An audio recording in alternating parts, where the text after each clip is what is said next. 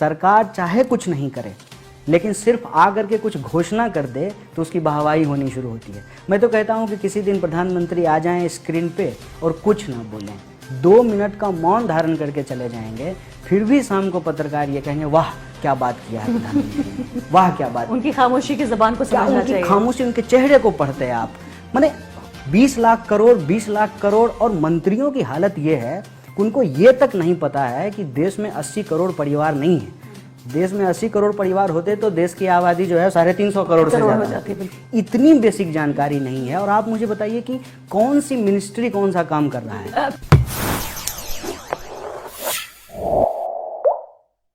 जिस तरीके से हमने नेचर की का हवा निकाला है, उसकी धज्जियां उड़ाई हैं, स्वाभाविक रूप से इस तरह के संकट लगातार हमारे जीवन में पैदा हो सकते हैं। इसीलिए आज हमारा जो पहला कॉन्ट्रडिक्शन है जीवन का, वो बन चुका है ह्यूमैनिटी वर्सेस नेचर। दूसरा ये है इंडिविजुअल वर्सेस स्टेट। मैं ये समझ रहा हूँ कि पोस्ट पेंडेमिक जो सिचुएशन होगा उसमें इंडिविजुअल राइट्स को लेकर के सारे इंडिविजुअल्स को एक नए तरीके का कलेक्टिव फॉर्म करके स्टेट से अपने राइट को लेकर के बार्गेन करना पड़ेगा। वो बार्गेनिंग सिर्फ इस फॉर्म में नहीं होगा कि हमको वोट देने का अधिकार है और हमको सरकार चुनने का अधिकार है, सिर्फ इतनी सी बात नहीं है। इसमें जो आज हमारी नई तरह की ज़रूरतें पैदा हुई हैं, उसमें राइट टू प्राइवेसी का क्वेश्चन है, उसमें जो है हमको फ्री इंटरनेट का सवाल है, उसमें जो है आज फिजिकल लेबर जब कम हो जाएगा और वर्चुअल लेबर की जो है संख्या बढ़ जाएगी तो हमको नए तरह का लेबर कानून का ज़रूरत पड़ेगा। ये तो नया कानून बनाने का छोड़ दीजिए, ये जो पुराना कानून है उसको भी समाप्त कर रहे हैं। तो एक नए तरह का लड़ाई जो है वो शुरू होने वाला है। पूरी दुनिया में भी इस तरह की चर्चा हो रही है कि लोग जो हैं वो प्रोग्रेसिव मूवमेंट्स अलग से बना रहे हैं, फोरम्स बना रहे हैं। मैं आज ही पढ़ी थी अरुंधति रॉय, नोम चॉम्स्की और इसके अलावा 2-4 और लोगों ने कहा है कि जो प्रोग्रेसिव ताकतें हैं पूरी दुनिया में उनको इकट्ठा होना होगा, क्योंकि कहीं ना कहीं जो कोरोना वायरस, लॉकडाउन, इस सबके मद्देनजर बड़े बड़े लोकतंत्र दुनिया के, जिनको इस बात को लेकर गर्व है कि लोकतांत्रिक उनके ट्रेडिशंस रहे हैं, वहां भी तानाशाही प्रवृत्तियां जन्म ले रही हैं। भारत में विद इन इंडिया ऐसी कोई तानाशाह पहले ही आ गए थे। हाँ। इसीलिए मैंने अपनी बातचीत के शुरू में ही एक बात कहा कि जो दुनिया की इकोनॉमी का फिनेंशियल क्राइसिस है, जो मार्केट का क्राइसिस है, वो ऑलरेडी दुनिया के अलग अलग हिस्सों में एक ऑथोरिटेरियन पावर को ले आया था। अब वो ऑथोरिटेरियन पावर जो है वो और अपने आप को मजबूत करने की कोशिश कर रहा है इस पेंडेमिक के आड़ में। क्या लोगों की जो असुरक्षा की भावना है इसका फायदा उठाकर? स्वाभाविक रूप से आज जिस तरीके का फियर साइकोसिस है महामारी को लेकर के, जॉब को लेकर के, दूसरी तरह की सिक्योरिटीज को लेकर के, तो उसमें लोग जो हैं वो रिजीम बदलने का रिस्क नहीं लेते हैं। और आप देखेंगे कि जिस तरीके का आज हमारे देश में लोगों के पास इंटरनेट की एक्सेसिबिलिटी है, जो प्रोपेगेंडा का रोल है, तो उसमें आप देखेंगे कि जो अथॉरिटी के पक्ष में बात करने वाले लोग हैं उनका जो प्रोपेगेंडा का कैपेसिटी है वो ज़्यादा पावरफुल है। इसीलिए आप देखेंगे कि सरकार चाहे कुछ नहीं करे, लेकिन सिर्फ आ करके कुछ घोषणा कर दे तो उसकी वाहवाही होनी शुरू होती है। मैं तो कहता हूं कि किसी दिन प्रधानमंत्री आ जाएं स्क्रीन पे और कुछ ना बोलें, 2 मिनट का मौन धारण करके चले जाएंगे, फिर भी शाम को पत्रकार ये कहेंगे वाह क्या बात किया है प्रधानमंत्री ने, वाह क्या बात। उनकी खामोशी की जबान को समझना चाहिए। खामोशी, उनके चेहरे को पढ़ते हैं आप। माने 20 लाख करोड़ और मंत्रियों की हालत ये है कि उनको ये तक नहीं पता है कि देश में 80 करोड़ परिवार नहीं है। देश में 80 करोड़ परिवार होते तो देश की आबादी जो है 350 करोड़ से ज्यादा हो जाती। इतनी बेसिक जानकारी नहीं है। और आप मुझे बताइए कि कौन सी मिनिस्ट्री कौन सा काम कर रहा है। रही बात विपक्ष का, हाँ, मेरा ये नहीं है कि मैं सरकार के ऊपर सवाल खड़ा कर दूं, लेकिन अभी 4 साल बाकी है। अगर आप अगला चुनाव भी लड़ेंगे तो 4 साल तक क्या करेंगे आप? क्योंकि मसला ये है कि जो विपक्ष की और विरोध की राजनीति है, जो असहमति का पूरा माहौल है, उसे जिस तरह से दबाया जा रहा है, ऐसे में कन्हैया कुमार जैसे लोग कैसे रेलेवेंट रहेंगे? देखिए, सबसे पहली बात तो यह है कि उनको नया तरीका ढूंढना पड़ेगा। ये जो पुराना तरीका है, पुराना स्टाइल है कि जो है 2-3 हज़ार लोग जंतर मंतर पे जमा कर लिए, उसके बाद जो है सरकार पे एक दबाव बना, आपके जैसे जो कुछ चैनल हैं वहाँ पे न्यूज़ कवर हो गया। वैसे भी बहुत सारे जो लोग डीएनए वीएनए करते हैं वहाँ तो न्यूज़ आती नहीं है, जिनका व्यूअरशिप ज़्यादा है, तो वहाँ भी जो है एक्टिविटी आप करते थे लेकिन सरकार के पास पहुँच जाती थी, फिर थोड़ा सा जो है सरकार आगे लोग पीछे, ये चलता रहता था। अब ये पूरा का पूरा तरीका जो है वो बदल जाएगा। लेकिन एक बात ध्यान में रखना पड़ेगा, जो बहुत, इसलिए हम कहते हैं कि हम लोग 2 धारी तलवार पे जाकर के खड़े हो गए हैं। बदलना, ये पुराने तरीके काम नहीं करेंगे, नया तरीका हमको ढूंढना पड़ेगा। लेकिन नया तरीका सिर्फ ये नहीं हो सकता है कि आप ट्विटर ट्रेंड चला दें। जैसे मैं देखता हूं कि किसी चीज को लेकर के justice for this, justice for that, वो ट्विटर ट्रेंड आप चला देते हैं, लेकिन जस्टिस उससे इंश्योर नहीं हो जाता है। अगर ऐसा होता तो मैं भी आज जो है ट्विटर ट्रेंड चला देता, भारत सोने की चिड़िया है, कल चला देता जो है कोरोना महामारी भारत में खत्म हो गया।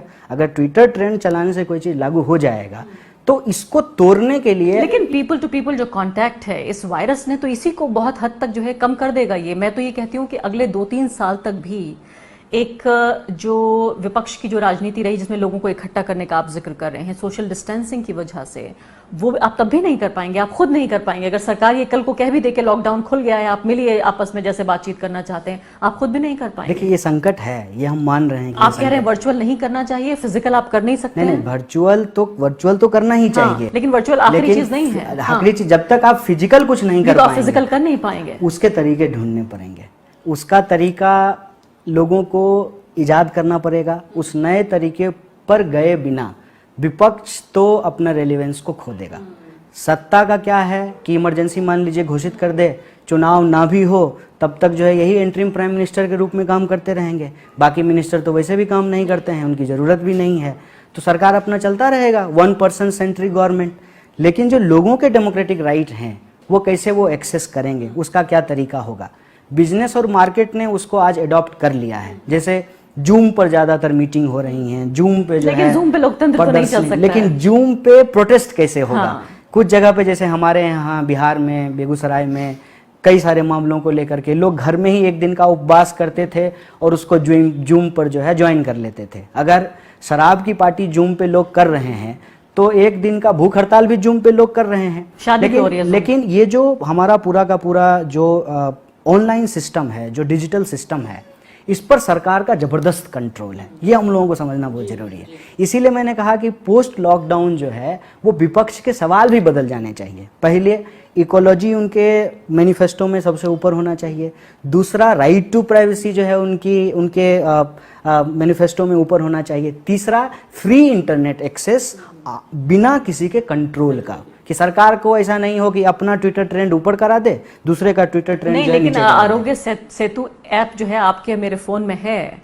अभी आप ये बताइए कि इस ऐप के साथ कैसे आप ये इंश्योर करेंगे कि आपकी प्राइवेसी पे कोई हमला नहीं हो रहा है। जो लोग एनआरसी के खिलाफ मालूम है, कल ये ऐप पत्रकारों से लड़ रहा था, ट्विटर पर ऐप लड़ रहा था, मतलब इस तरह की होस्टाइल भाषा में वो बात कर रहा था पत्रकारों से। आप इसके पीछे कौन व्यक्ति है आप पता नहीं लगा सकते। ऐप का जो ट्विटर हैंडल था वो पत्रकारों से लड़ रहा था। मैं वही कह रहा हूं कि अगर आज के ज़माने में विपक्ष अपने डिमांड को रीफॉर्मुलेट नहीं करेगा तो बहुत सारे ऐसे सवाल हैं जो इरेलीवेंट हो गए हैं और बहुत सारे नए सवाल रेलिवेंट होकर के पैदा हो चुके हैं। उसमें मैं यही कहने की कोशिश कर रहा हूं कि जो लोग एनआरसी सीए पे इतना बड़ा प्रोटेस्ट किए हैं तो उसका अल्टीमेट उद्देश्य क्या था। अल्टीमेट उद्देश्य ये था कि सरकार जो है वो एक तरीके से आपकी जासूसी कर सके, आपका पूरा डेटा जो है उसके पास हो और अपने तरीके से उस डेटा का वो मिसयूज कर सके।